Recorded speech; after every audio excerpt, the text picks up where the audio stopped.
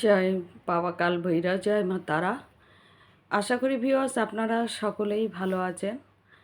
তো আজ আমি কিছু কথা বলতে চাই। দেখুন, আমি কোনো এমন কিছু কথা বলবো না যে কারোর আঘাত লাগবে, কারোর ভাবাবেগে আঘাত লাগুক, আমি সেটাও বলতে চাইছি না। আমি জাস্ট কিছু শুধু ভুল আমি তুলে ধরতে চাই, কিছু কিছু কারণ তুলে ধরতে চাই, যেটা আমার কাছে খুবই খারাপ লাগছে বা আমার বলাটা উচিত না। যদিও দেখুন, আমি কোনো রাজনীতি করি না বা কোনো আমি দলীয় কর্মী না। আমি একটা সাধারণ নাগরিক বা আমি সাধারণ একজন জনতা হিসাবে আমি কথা বলবো, এবং এই কথাটা কেউ নিজেদের ভাবাবেগে নেবেন না বা খারাপ ভাববেন না। দেখুন, আমাদের এখন ওয়েস্ট বেঙ্গলে কিছু মানুষ সুযোগের সদ্ব্যবহার করছে। দেখা গেল যে তাদের বহুদিনের রাগ, পুরানো হিসাব, তারা এই সুযোগটা ব্যবহার করে হয়তো নিরীহ মানুষদের প্রাণ নিয়ে নিচ্ছে, বা কোথাও গির্জায় ভাঙাভাঙি করছে, কোথাও মন্দিরে ভাঙাভাঙি করছে, তো কোথাও মসজিদে হচ্ছে। দেখুন, আমি এটা কোনো নির্দিষ্ট ধর্ম নিয়ে বলছি না, এটা জাস্ট আমি তুলে ধরছি। কিন্তু একটা কথা বলবো, যে কারোর মন্দির, মসজিদ বা কারোর গির্জা অনৈতিকভাবে ভাঙা উচিত না। যদি ভাঙতেই হয় সেটা লিগালিভাবে বা আইনত ভাবে ভেঙে দেওয়া দিক, সেটা কোনো মানে দুঃখ নেই। কিন্তু এমন কিছু কেউ করবে না যেটা একটা নতুন সরকারের ওপরে প্রভাব পড়বে। কারণ এটা কিছু হয়তো দলীয় স্বার্থে এটা করার চেষ্টা করছে, নতুন সরকারের ওপরে প্রভাব ফেলার জন্য।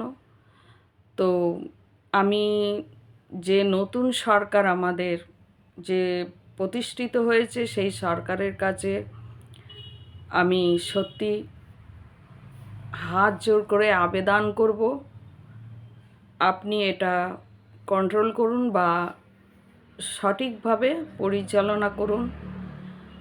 কারণ এটা দেখুন, কিছু মানে দলীয় লোক আছে বা অসাধু লোক আছে যারা সুযোগটা ব্যবহার করে নিচ্ছে বা নতুন সরকারকে বদনাম করার চেষ্টা করছে, আর কিছুই নয়, কিছুই নয়। দেখুন, একটা কথা বলি, যদি কিছু করতে হয় লিগালিভাবে করুক। ভারতবর্ষে লিগালিভাবে সব কিছুই কিন্তু হচ্ছে। আমাদের এই মানে যে সরকার ভারতবর্ষে এখন কেন্দ্রে অধিষ্ঠিত হয়ে আছেন, সে সরকার কিন্তু অনৈতিক কোনো কাজ করেন না, এটুকু আমরা জানি। যা করছেন পুরোপুরি লিগালিভাবে এবং ন্যায় এবং সততার সঙ্গে। কেউ একটা কিছু বলার রাইট নেই কারোর।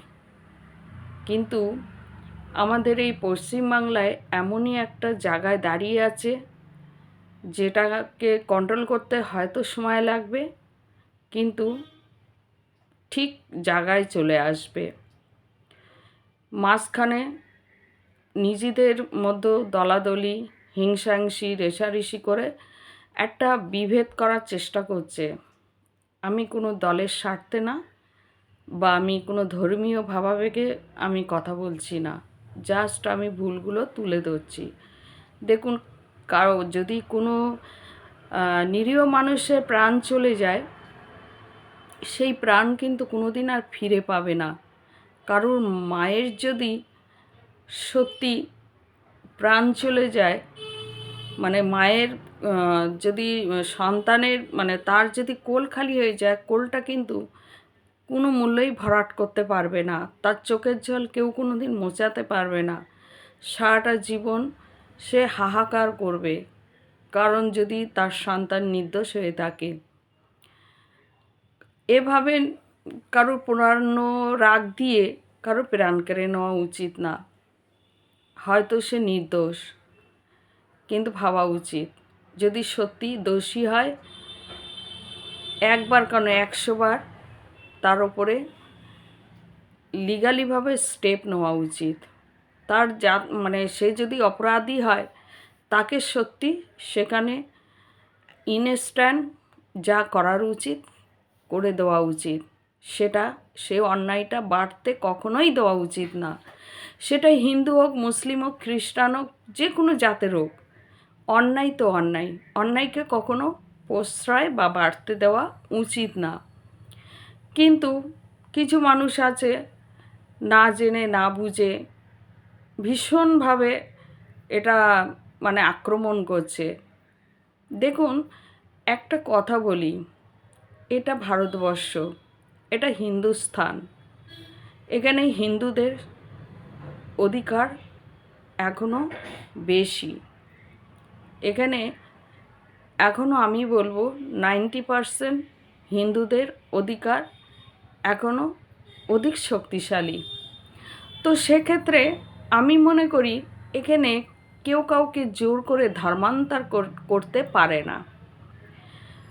কিছু মানুষ বলছে জোর করে ধর্মান্তর করছে, ভালো করে খোঁজ নিয়ে দেখুন, তারা নিজে থেকেই হয়ে যাচ্ছে, জোর করে করছে না। হয়তো তারা নিজেরা কিছু সুবিধা সুযোগ পাচ্ছে, সেই কারণে তারা নিজে থেকেই হয়ে যাচ্ছে। ভালো করে খোঁজ নিয়ে দেখুন, কাউকে জোর করে কেউ করাতে পারে না। কারণ বিশেষ করে আমাদের এই ওয়েস্ট বেঙ্গলে ভীষণ অভাব আর দারিদ্র মানুষের ঘরে ঘরে পৌঁছে গেছে, যার জন্য এত অধর্ম, অন্যায়, অবিচার, যেটা মিটছে না কিছুতেই। কিন্তু নতুন সরকার যেভাবে পরিবর্তন আনছেন, তাতে খুব শীঘ্রই এই অভাবগুলো মিটে যাবে, দেখবেন। আজ আমি একটা কথা বললাম, সাধারণ একটা জনতা হিসাবে ওয়েস্ট বেঙ্গল একদিন সোনায় সোহাগা হবে, যদি এই সরকার সত্যি স্থায়ী হতে পারে। কিন্তু সেই স্থায়ী হওয়ার পিছনে অনেক ঝড় ঝামটা বা অনেক রকম কুপ্রভাব পড়ে থাকবে বা বাধাবিঘ্ন সৃষ্টি করবে। এই বাধাগুলো পেরিয়ে গেলে ওয়েস্ট বেঙ্গল একদিন সোনায় সোহাগা হবে, এটা আমি জোর গলায় বলতে পারি। এর আগেও বলেছি, এখনও বলছি, হবেই হবে। আজ আমি দেখুন, দুবারের মাথায় গিয়ে অন্নপূর্ণা ভাণ্ডারের টাকা পেয়েছি। আমি কিন্তু একটা কথা বলেছি, আমি আজ হলেও পাবো, কাল হলেও পাবো, যদি আমার সঠিক ডকুমেন্টস থাকে বা আমি সঠিকভাবে কিছু করে থাকি, পাবো। কারোর কথায় কোনো কিছু কান দিয়ে লাভ নেই। দেখুন, সরকার যেগুলো চাইছে সেগুলো যদি আপনারা ঠিক করে থাকেন, অবশ্যই আপনারাও অন্নপূর্ণা ভাণ্ডারের টাকা প্রত্যেকে পাবেন। একবার সিস্টেম চালু হয়ে গেলে সবাই পাবে।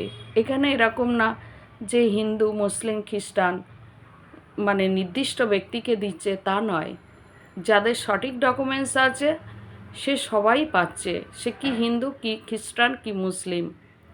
মাঝখানে কিছু লোক আছে যারা গুজব ছড়িয়ে দিচ্ছে, তারা বলছে না এটা মুসলিমরা পাবে না, খ্রিস্টানরা পাবে না, বাংলাদেশি হিন্দুরা পাবে না।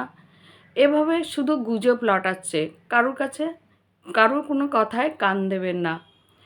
যখন লক্ষ্মীর ভাণ্ডার বেরিয়েছিল, আমি 2 বছর কিন্তু আমি কিছু পাইনি, মিস করেছিলাম।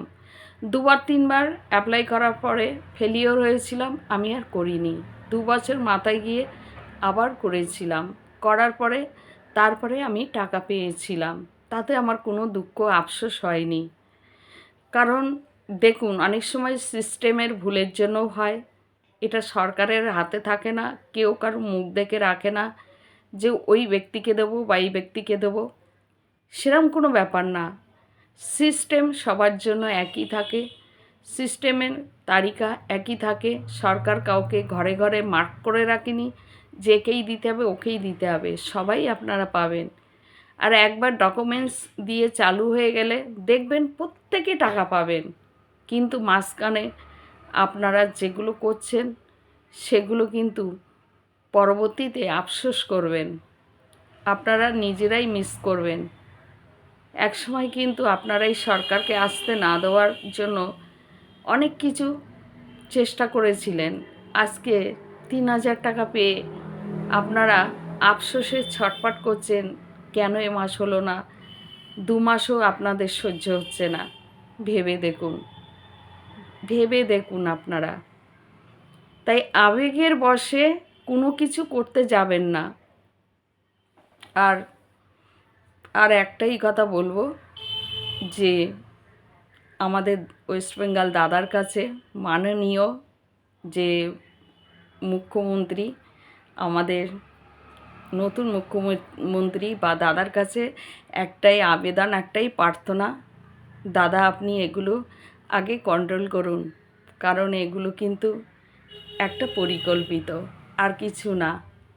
কিন্তু দেখবেন আপনি যদি ঠিক জায়গায় থাকেন কেউ কিচ্ছু হবে না। যা কিছু করার আছে লিগালিভাবে করুন। যোগী আদিত্যনাথ যদি একটা অত বড় ইউপি যদি কন্ট্রোল করতে পারে, আপনিও পারবেন। বাবা মহাদেবের আশীর্বাদে আপনিও পারবেন। দেখবেন আপনার জয় হবেই হবে। এত লড়াই করে এসেছেন, আমরা চাই না আপনাকে হারাতে বা কোনো রকম খারাপ প্রভাব পড়তে বা কুদৃষ্টি পড়তে। যা হোক ভালোভাবে হোক, সুন্দরভাবে হলো।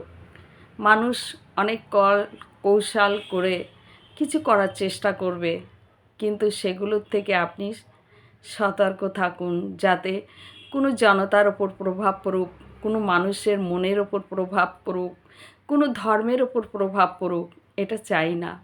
লিগালিভাবে করলে আমরা খুব খুশি হব, তাতে আমরা 100% সাপোর্টে থাকব। জয় বাবা কাল ভৈরব। যদি আমি কোনো ভুল করি আমায় ক্ষমা করে দেবেন।